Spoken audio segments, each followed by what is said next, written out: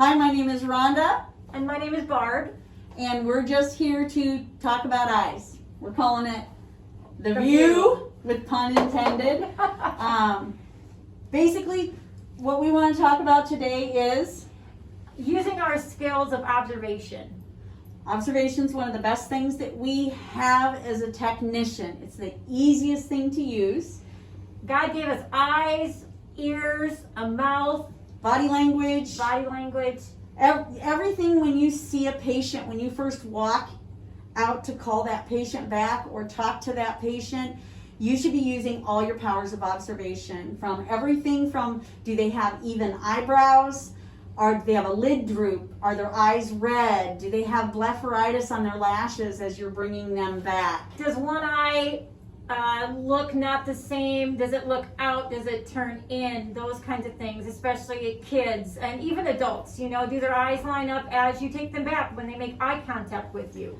If the children are running around out in the waiting room or even sitting with the mom, are those glasses sitting properly on their face? Do the glasses look like the temples are bowed out? When you go to read the glasses, are they super scratched on one lens versus another? That can cause amblyopia if they have blurred vision. So children having, it's not just, oh, they can read this, but it's also the fit of the glasses. Or do they slide down the nose? Do they look over them? Do they look under them? Sometimes our power of observation is listening. Exactly. Yeah. And listen to what moms and dads tell you, and listen to the kids, because once in a while they'll tell you things that the parents don't realize, and that's new information. Let's just start with kids. Like when you have your kiddo in the chair, are their glasses down off their nose? Are they looking over the top? You know, when they're checking the vision, are they squinting? Never, ever, ever check a vision without looking at the patient. Because especially a kiddo, because you're going to get a false reading of their vision if they're squinting. Yes, so for example, Rupa came and got me the other day and said she was wanting to add in a cataract evaluation for a patient that was a new patient. And I went out, the patient was in a motorized chair, the son was up scheduling the appointment. And as I glanced over to the patient, I said something to the patient, and as soon as I looked at her, I could see that she had one lid that was kind of like protective.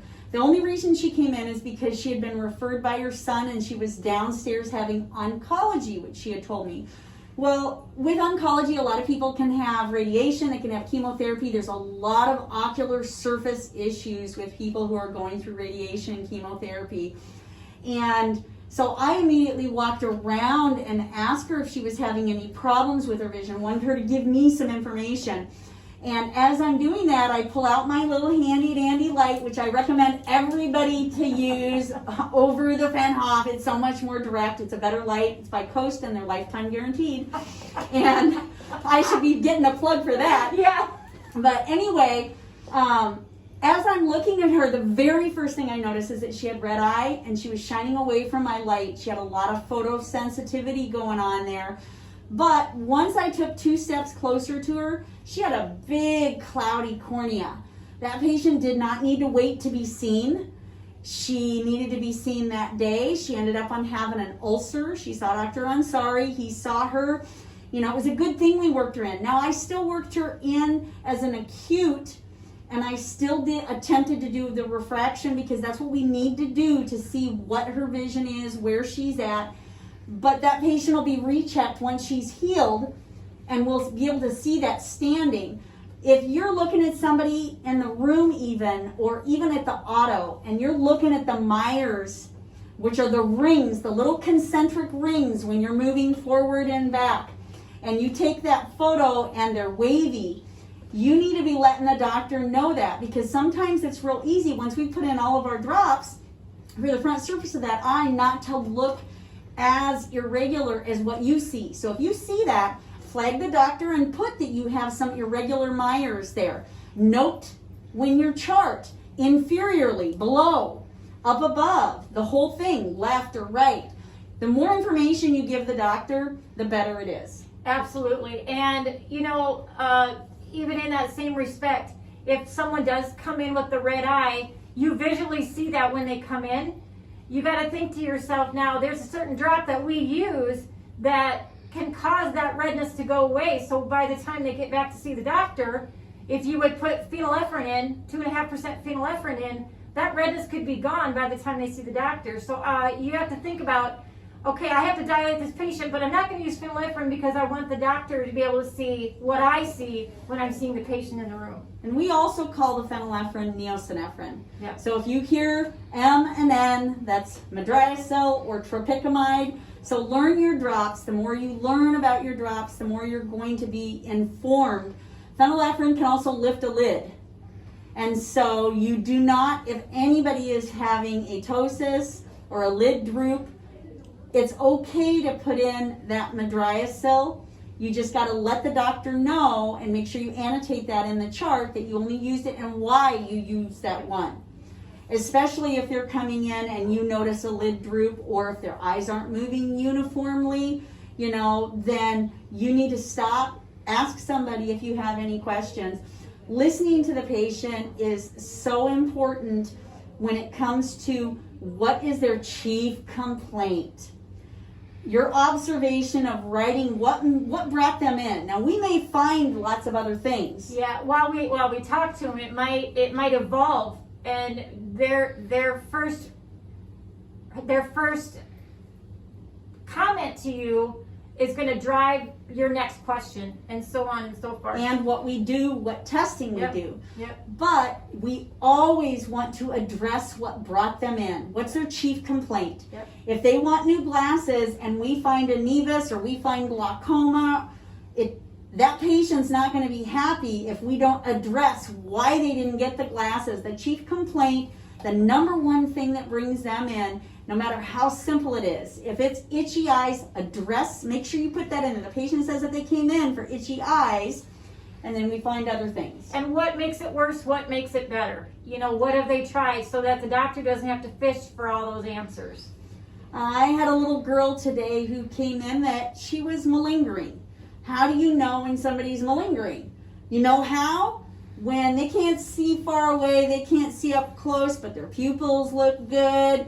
And the mom says that they were just doing homework at the house, but they can't read 2800 on a card. And, she was playing her game and playing on her phone when I came in, but she couldn't see letters this big.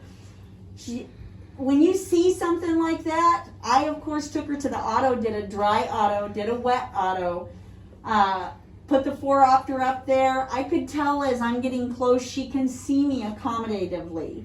I checked the pupils twice. Now, if this were an adult and the adult didn't make sense, I would have thrown him on the visual field machine. At this point in time, I wasn't going to, because I had pretty much established that the child was malingering. There's good red reflex in the back of the eye. You got to use your brain, think a little bit. You hear the doctors a lot of times saying, yeah, a lot of times I will also think, I've also done this with kiddos that I think are malingering, is I'll go over to the optical and grab a couple cute pairs of glasses and put them on. So make them think like there might be a prescription in there and I might get glasses. And then you put them on and use the verbiage. Let's see if this helps. Mom knows at that point what you're doing, but the kid doesn't. And, and all of a sudden they can see better, because when people come and get us and say, hey, can you recheck for an APD? One of the very first questions I ask when I'm going into the room is, what's the vision in that eye? There's a lot of people that come in saying, I think I'm having an APD and it's a young person, and really it's hippus, yeah. And their vision's 20/20 or correctable to 20/20. Yeah. Try thinking back and say, does this match this? It's like a puzzle piece. They're going to have this, they're going to have this. If they're going to have this, they're probably going to have this. And so start looking. I highly encourage every single person at the end of the day just to hover over and see what the scribes have put in there that the doctor said was the main diagnosis. Absolutely. I've done that for years because it helps you.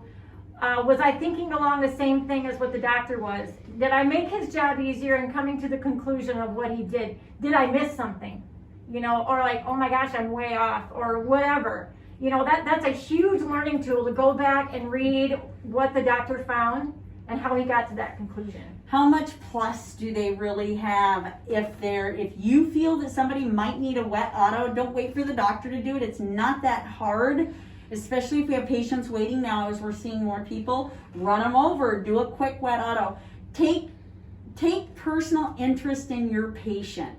Don't just stop at the fact that, you know what, I've done just enough because this is what the appointment is supposed to be. You know, take it that one step further, because in reality, you're going to make the doctor's job a lot easier and the patient's going to leave a lot happier. Yeah. Our powers of observation in listening, watching body language, how they hold things. Ask patients when they want those computer glasses, do you know about how far your computer is from you? It's really important to document that stuff. If you notice somebody's holding it out, put arms too short, Right. you know, Yeah. or holding out. There Yep. are buttons that we can click in our electronic health Yes. records Yep. that go down to like 22, 23 inches. Right. If it's not there, put it in the comments to the Right. doctor.